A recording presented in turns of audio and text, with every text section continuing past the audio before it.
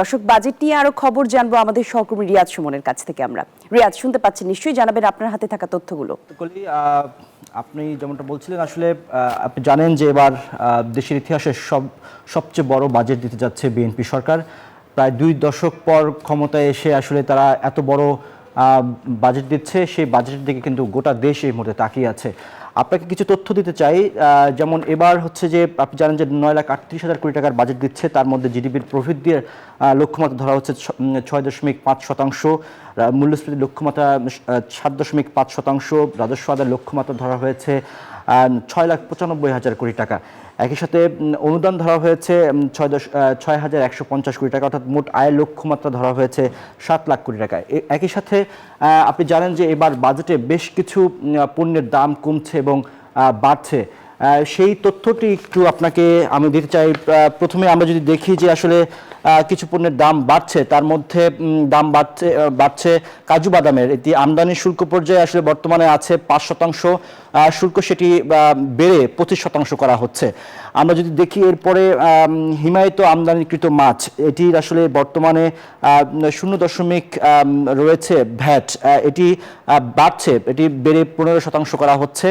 একই সাথে আমরা দেখতে পাচ্ছি যে দাম বাড়ছে এমএস রড এবং রড জাতীয় পণ্য। এই ক্ষেত্রে বর্তমান বিদ্যমান যে হার, সেটি থেকে এটি বেড়ে 10% বাড়ানো হচ্ছে। একই সাথে আমরা দেখতে পাচ্ছি যে বিদেশি প্রসাধনী পর্যায়ের যে পণ্যগুলো আসে, সেই পণ্যে বর্তমানে এটি যে বিদ্যমান হার রয়েছে সেটির সাথে আরও 20% যুক্ত হচ্ছে। এই তথ্যটি রয়েছে আমাদের কাছে। একই সাথে আমরা জানি যে উচ্চ মূল্যের যে বিলাসী খাবারগুলো আছে, সেখানেও এবার ভ্যাট বসছে 20%, অর্থাৎ বর্তমান যে হার আছে তার সাথে 20% বসছে। আমাদের কাছে কিছু দাম কমারও খবর রয়েছে, আমরা সেই দাম কমার তথ্যগুলো একটু দিতে চাই। যেখানে আমরা দেখতে পাচ্ছি যে চাল, ধান, গম, আলু, পেঁয়াজ ও ভোজ্য তেল, এই যে পণ্যগুলো, এগুলো আমদানির উৎসে করের উপরে এবার যে বর্তমান যে হার রয়েছে 1 থেকে 5%, সেটি কমিয়ে 0.5% করা হচ্ছে। একই সাথে আমরা দেখতে পাচ্ছি যে এবার দাম কমছে ভোজ্য তেলের, যেটি বর্তমান যে বিদ্যমান কর হার রয়েছে সেটি 10 বছরের জন্য 0% করা হচ্ছে।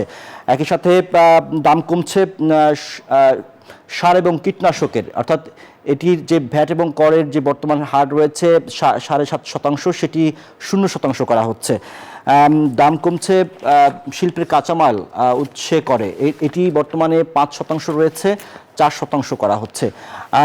একই সাথে আরেকটি পণ্যের দাম কমছে যে শিল্পের কাঁচামাল, অর্থাৎ রেগুলেটরি শুল্কের স্তরে, যেটি এখন 9 স্তরে রয়েছে, সেটি 6 স্তরে আনা হচ্ছে।